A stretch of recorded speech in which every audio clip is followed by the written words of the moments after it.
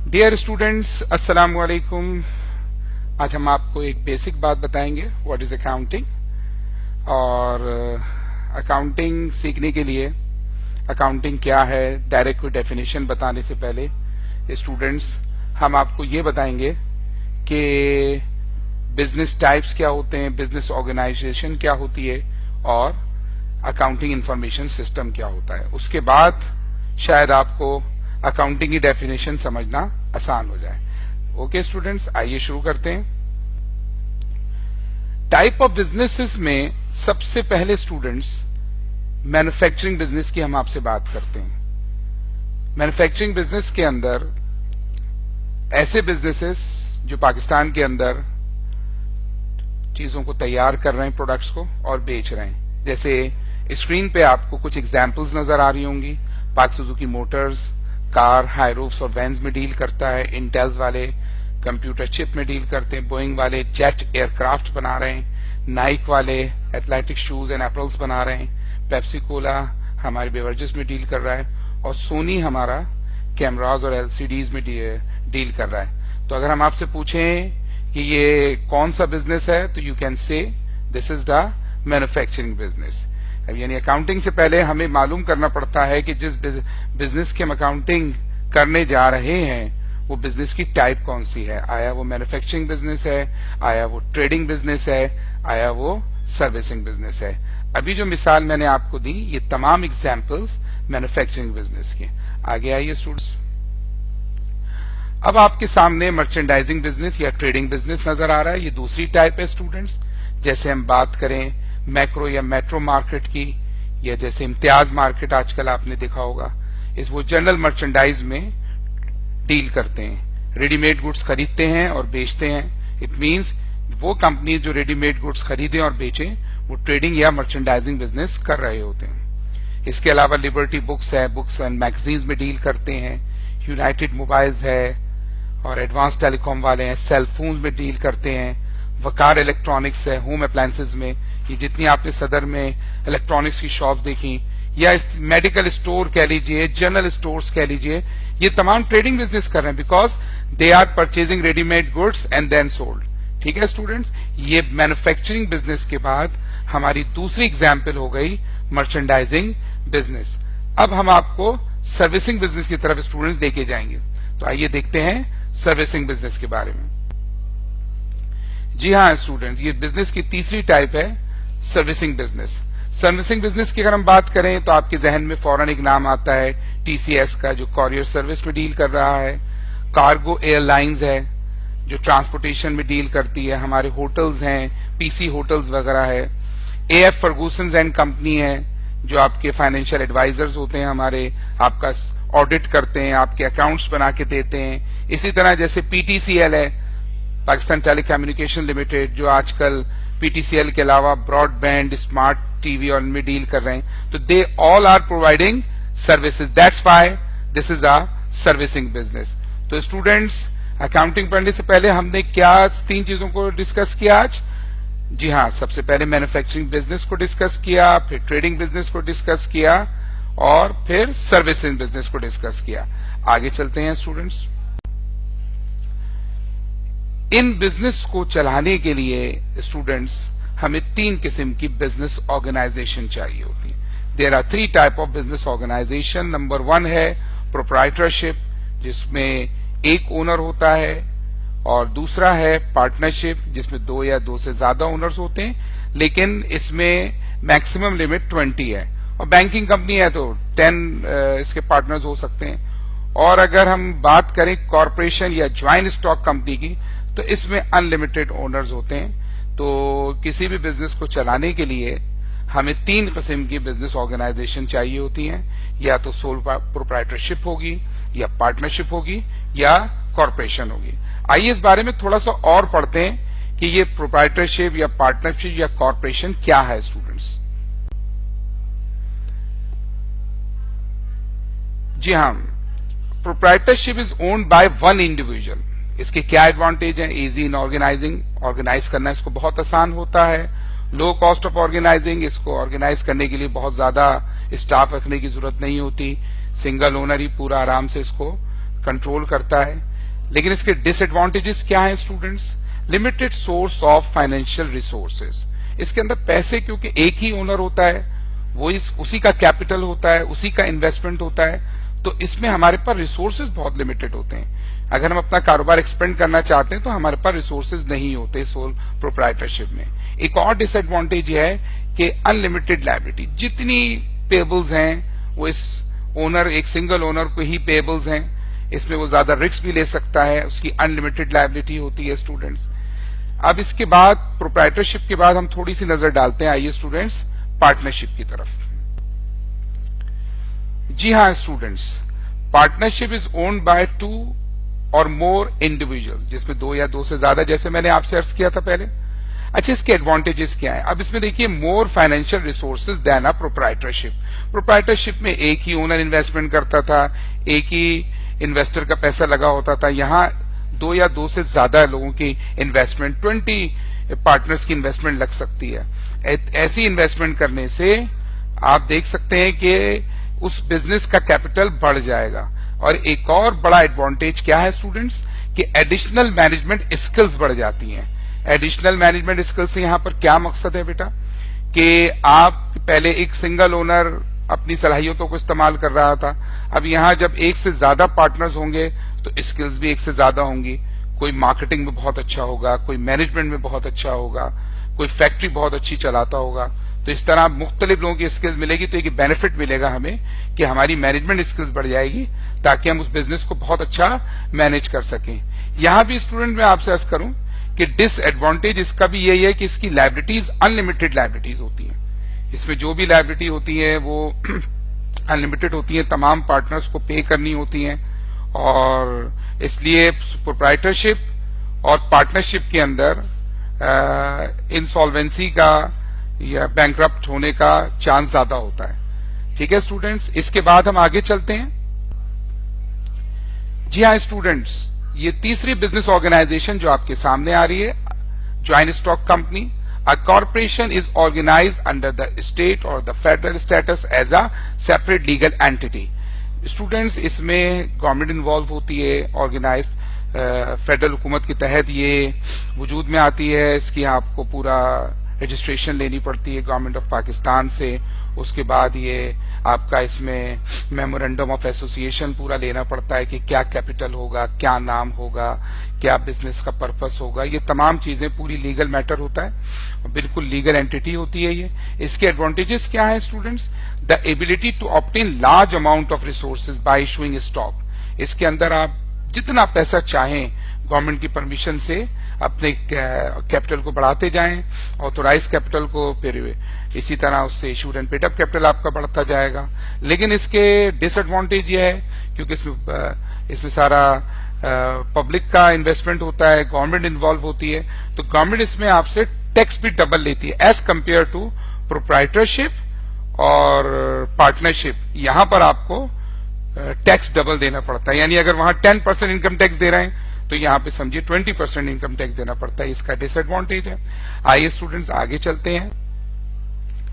کسی بھی آرگنائزیشن کو چلانے کے لیے اونرز کے علاوہ بھی بہت سارے لوگ انوالو ہوتے ہیں جن کو ہم کہتے ہیں بزنس اسٹیک ہولڈر, جن کی کوئی نہ کوئی کہیں نہ کہیں سے interest who.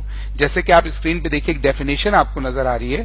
A business stakeholder is a person or entity having an interest in the economic performance of the business.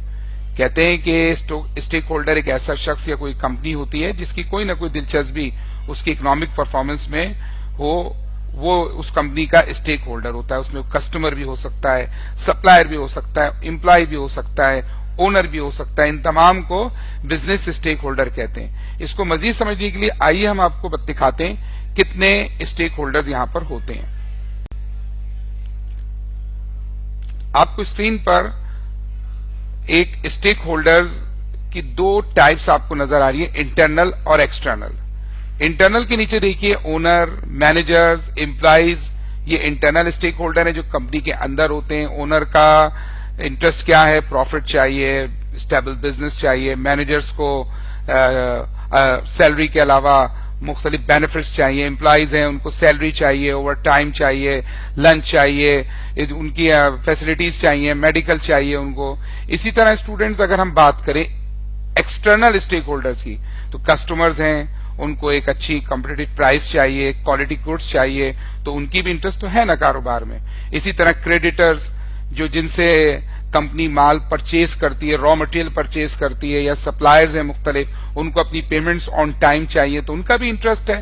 اور آخر میں آپ کو نظر آ رہا ہوگا گورنمنٹ، یہ جو ہماری گورنمنٹ ہے اس کی تو بہت ہی زیادہ انٹرسٹ ہے. آج کل کے دور میں تو آپ نے دیکھا ہی ہوگا کہ گورنمنٹ آف پاکستان کس طرح ٹیکسز کا طوفان برپا کیا ہوا ہے، کہ کتنے ٹیکسز آپ سے، income tax, sale tax, sale tax, property tax, اور پتہ نہیں کون کون سے ٹیکسز لے رہے ہیں.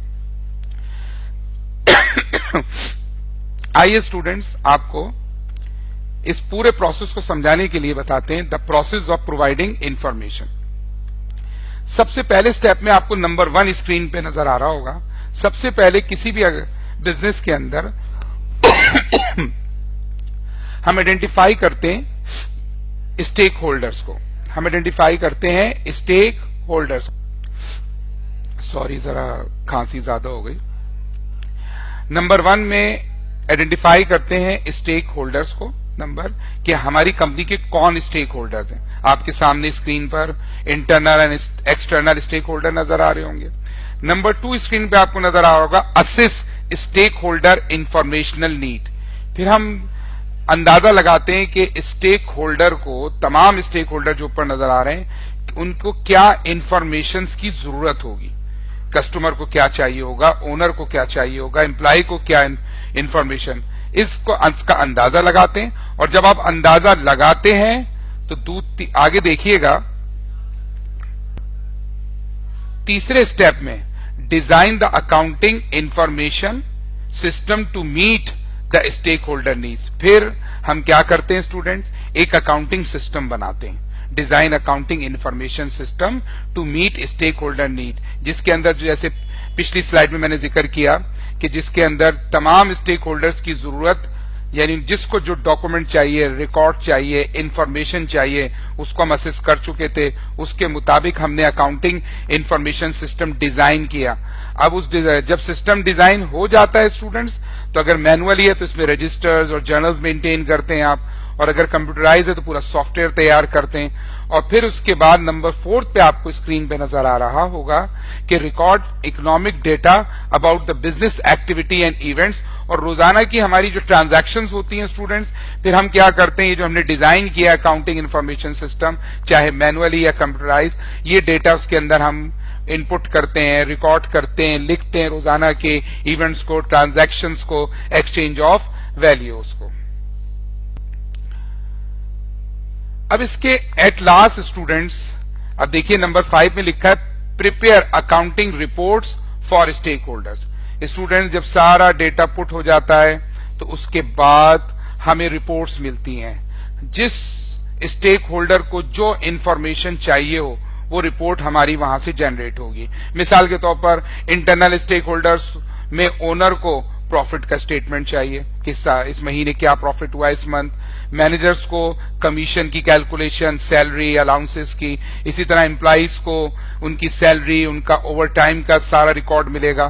اگر ہم بات کریں ایکسٹرنل کی تو کسٹمر کو یہاں پر اسٹوڈینٹس، اور اگر ہم بات کریں اسٹوڈینٹ ایکسٹرنل اسٹیک ہولڈرز کی تو ایکسٹرنل اسٹیک ہولڈرز کو کیا اکاؤنٹنگ رپورٹس ملیں گی، کسٹمر کی رپورٹ ملے گی کسٹمر کو کہ کتنا ان کو ہم نے کتنے کا مال کمپنی نے ان کو سولڈ کیا ہے، ان سے کتنی کلیکشن آ گئی، کتنا بیلنس باقی ہے، واچر سائن ہوئے ہوں گے، کسٹمرز کا شیڈیول، کسٹمرز کا شیڈیول بنا ہوگا کہ اس کسٹمر کے شیڈیول میں پتہ چلے گا. اسی طرح کریڈیٹرز کو ان کی پیمنٹس کی انفارمیشن مل جائیں گی، کتنی پیمنٹ ہو گئی، کتنی رہ گئی. اسی طرح گورنمنٹ کو پورے مہینے میں ہم نے کتنا وتھ ہولڈنگ ٹیکس گورنمنٹ نے ہم سے ڈیڈکٹ کیا ہے یا ہم نے پے کیا ہے، کتنا سیل ٹیکس پے کیا ہے. تو اٹ مینس کہ ان 5 اسٹیپس کے اندر the process of providing information کے اندر، اس اکاؤنٹنگ انفارمیشن سسٹم کے اندر تمام اسٹیک ہولڈرز کو اپنی انفارمیشن مل جائیں گی. اس کے بعد اسٹوڈنٹ اب میں آپ سے کہوں کہ اب اگر میں اکاؤنٹنگ کی ڈیفینیشن پڑھتا ہوں تو اب آپ کے لیے زیادہ آسان ہوگا سمجھنا بنسبت اس کے کہ آپ پہلے ڈیفینیشن پڑھ لیتے اور سینیریو ذہن میں نہیں ہوتا. اب ہم جیسے بات کرتے ہیں accounting is the language of business. Accounting جو ہے ایک بزنس کی زبان ہے, آپ کے سمجھ میں آتا ہے.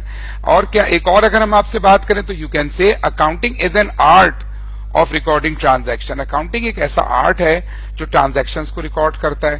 لیکن اگر ہم ڈیٹیل میں بات کریں اسٹوڈنٹس تو ہمارے پاس ایک بڑی ڈیٹیل ڈیفینیشن جس کے اندر تمام چیزیں شامل ہو جائیں گی. Accounting is the process of analyzing, classifying, recording, summarizing and interpreting business transaction in financial اور monetary terms. پچھلی سلائیڈز میں اسٹوڈنٹ جو ہم نے پورا اکاؤنٹنگ انفارمیشن سسٹم پڑھا, اگر آپ اس سینیریو میں رہتے ہوئے اس ڈیفینیشن کو سمجھیں تو کیا بات سمجھ میں آئے گی؟ Accounting is the process of analyzing. ہم نے اینالائز کیا, کیا کیا چیزیں اینالائز کی کہ ہمارے اسٹیک ہولڈرز کون ہیں, کیا چیز انکریز ہو رہی ہے, کیا چیز ڈیکریز ہو رہی ہے, یہ سارا ہم نے اینالائز کر لیا. اس کے بعد اسٹوڈنٹس کیا کیا؟ کلاسیفائی.